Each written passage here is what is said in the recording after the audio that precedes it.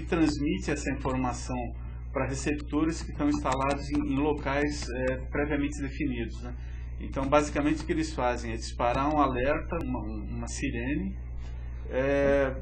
ao longo dessa região que pode ser alagada. E não depender do Serviço de Segurança Civil fazer esse aviso, né? Muitas vezes eles não têm tempo também. Tá, quer dizer, atinge um determinado volume de água ou uma certa precipitação, dispara uma sirene e a pessoa tem condição de, por exemplo, recolher tudo, tirar as coisas, pôr em cima. Aí é uma questão de você, inclusive, fazer um aprimoramento do sistema. Você pode enviar essa informação para o celular da pessoa, pode tocar o telefone da pessoa. Tá, então existe essa tecnologia está disponível. A prefeitura, ela se interessa por essa tecnologia, ela não diz que alega não ter verba, o que acontece? Porque assim, eu estou pensando em termos de prefeitura, porque assim, existe um interesse político, porque todo ano existe um desgaste tremendo político para a prefeitura em função das enchentes. Então eu fico pensando por que ela não adquire essa tecnologia. Eu não sei, tem coisas que são meio complicadas, né? Por exemplo, o Ministério de Ciência e Tecnologia, eles estão criando uma central de monitoramento de desastres ambientais, né? Depois daquele acidente que teve no Rio de Janeiro. Então eles implantaram o primeiro sistema em Recife. Gastaram, segundo aquilo que saiu na internet, 2,5 milhões de reais. Então a gente sabe os números, né? Você começa a analisar os valores, o que é gasto, onde é gasto. Então existe um trabalho do governo, mas eu acho que o tempo que vai levar para chegar naquilo que a gente precisa é muito grande. É muito grande.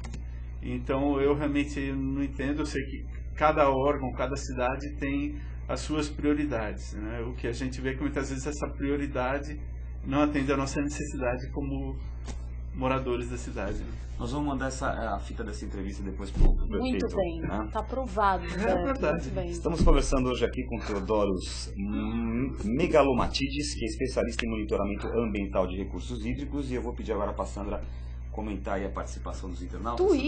Temos participação aqui no Twitter. Na verdade, é uma questão sobre a utilização da água do mar, né? Quantas anda essa questão, né? O Adriano quer saber o seguinte: é verdade que existe pesquisa de dessalinização da água do mar no Brasil?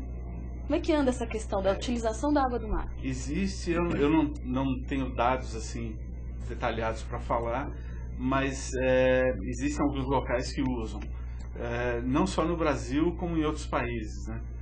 Ainda é caro? Daqui a pouco ainda é caro, porque você caro. tem todo um tratamento de dessalinização da água, você tem usinas para serem implantadas, então são sistemas caros e que, queira ou não, afetam também o meio ambiente, porque você não é só colocar um tubo e sugar a água do mar, né? Você tem que ter todo um controle de velocidade para não trazer os peixes juntos também. E tratamento desse resíduo, imagina, exatamente, né? Porque depois disso tudo sai tanto o resíduo tóxico que está no mar, quanto o sal.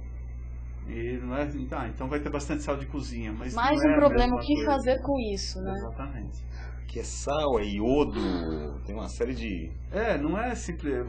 Meu pai é grego, ele nasceu numa ilha na Grécia, que toda a água vem do mar. Então, assim, a hora que você começa a usar a água é completamente diferente da água doce natural, né? Então, assim, não é simplesmente tirar, dessalinizar a água. Mesmo dessalinizada, ela é diferente. Ela tem características diferentes. Ela é completamente diferente da água doce normal. Ela não é tão gostosa quanto a água doce normal. Não é. Mas eu acho que será que em algum momento a gente vai ter que se acostumar a essa questão, porque realmente o recurso hídrico doce vai acabar, né? Em algum momento. Realmente, hoje, bem provável. Igual o Gilberto falou, realmente já em muitos locais você tem um racionamento de água e falta água para as pessoas, né?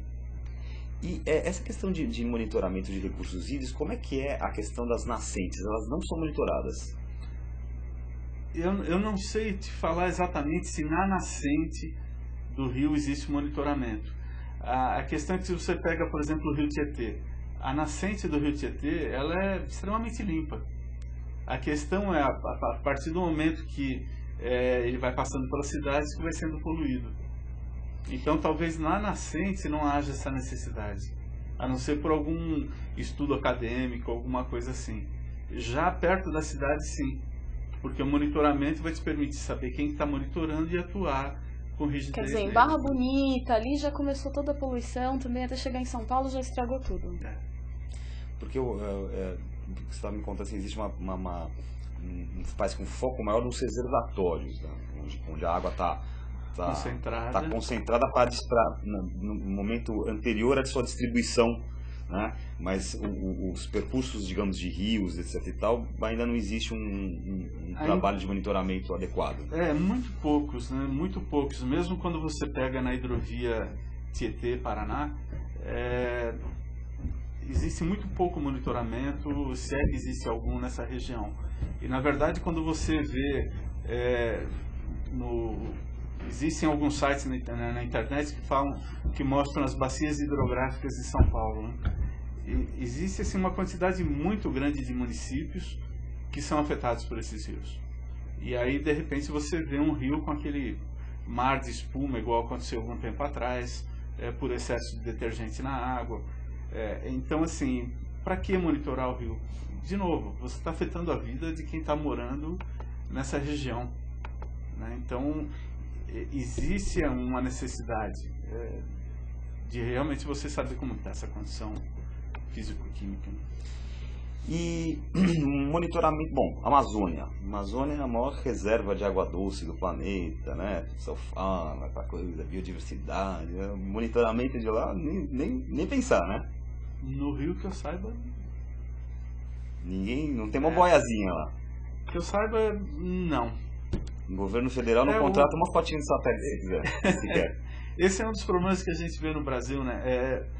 Da mesma maneira como tem em outros países, você tem as informações muito dissipadas, né? E você muitas vezes depende de informações do órgão local para saber o que existe de informação.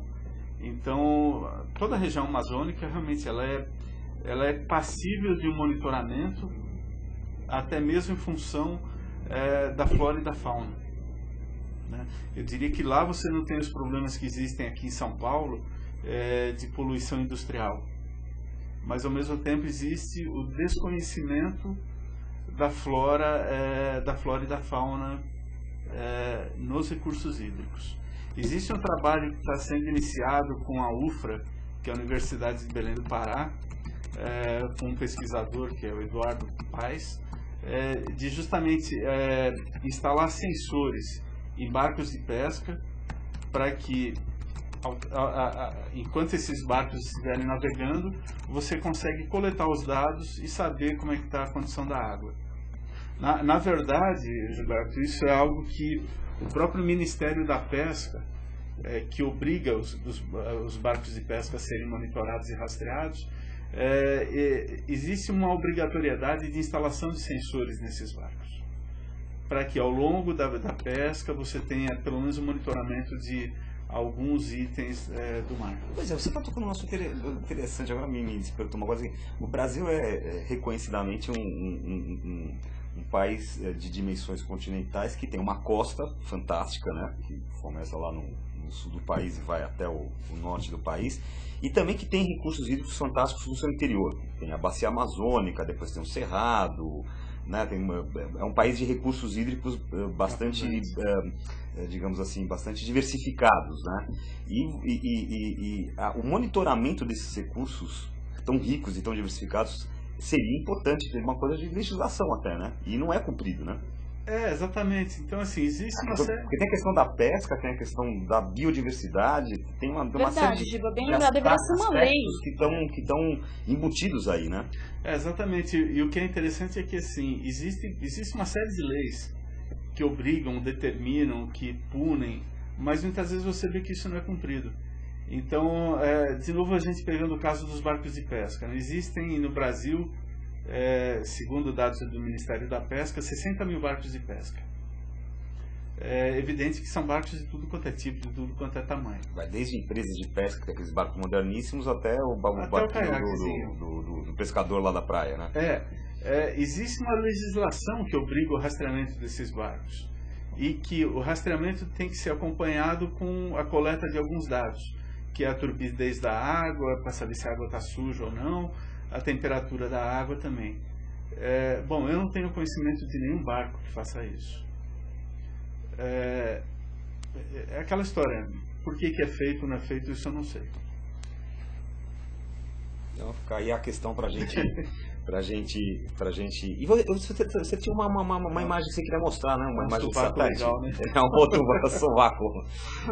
Eu vou pedir pro pessoal da ilha colocar aquelas imagens que o nosso entrevistado trouxe aí, que eu quero que você comente. Ó, isso é uma imagem de satélite, então. Isso, esse é um dos levantamentos que foi feito, ele é de 2002, se não me engano. 2002. Mostrando a represa Billings. Então, essa parte... Essa é a represa Billings aqui em São Paulo. Exato. A parte do alto, onde está o nome represa, do alto, do lado esquerdo, é onde tem a Guarapiranga. Uhum. Então, a parte azul da água é onde tem menos poluente, e a vermelha é a parte onde tem mais poluente. Então, no alto à esquerda é Guarapiranga, e já aquela parte mais que parece um escorpiãozinho é a represa Billings. Tá, então, e aí... Essa é a Guarapiranga também, então você vê o azul é a área limpa da represa, ou com menos poluentes. Isso é para cianobactéria. Tá, e o amarelo? O amarelo é onde você tem uma determinada concentração lá de poluentes. Aqui também mostra o trecho da Billings, que é cortado pelos imigrantes.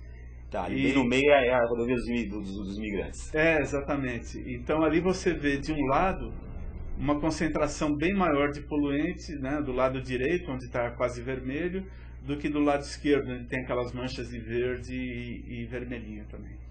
Tá, e esse vermelho seria o quê? O vermelho, as cores elas mostram a diferença de concentração dos poluentes. Tá, mas aqui no caso, que tipo de poluente? Esse é cianobactéria. Cianobactéria, que são as algas verdes e azuis. Tá. Próxima imagem. Essa é uma imagem dos Estados Unidos. Na verdade, o que isso mostra é a progressão do poluente ao longo do tempo. Esse é de cianobactéria também. Então, você vai vendo ao longo dos anos como que vai sendo a progressão da poluição na região. Meu Deus do céu, o negócio é... Que medo! Então, é interessante para quem trabalha com os pesquisadores, porque dá a eles a possibilidade de ver a imagem como um todo. E você realmente acompanha a evolução, né? Quer dizer, você vê que a evolução não é nem um pouco positiva, né? Não, é sempre para pior. Né? Sempre para pior. O trabalho de melhoria disso depende de saber o que está acontecendo no local. Né? Tá, em questão de qualidade de praias, por exemplo, você que está acompanhando, que está mais próximo disso daí, a qualidade das águas das praias, elas têm melhorado ou piorado ao longo do tempo? Isso acontece por picos, né, de uso. Muitas vezes a gente culpa o poder público com relação à qualidade da água. Na verdade, o culpado é a própria população. Né? Então, o poder público ele fiscaliza, multa, e ele fala, a água está boa ou está ruim. Na verdade, o que a gente vê é que deveria ter uma fiscalização muito maior nas residências e nos usuários. Né? Então, você pega alguém que compra uma casa em Guarujá, vai citando nomes, né? Ou seja, qualquer outro local, o sujeito compra o terreno, constrói uma casa para ele passar o veraneio, né? E ele despeja água no canal que vai para a praia. Então, assim, é uma questão de educação da população. Tanto que a gente vê, quando tem fora de temporada, existem menos poluentes na praia. As praias ficam sempre mais limpinhas, né? Temos mais uma questão aqui.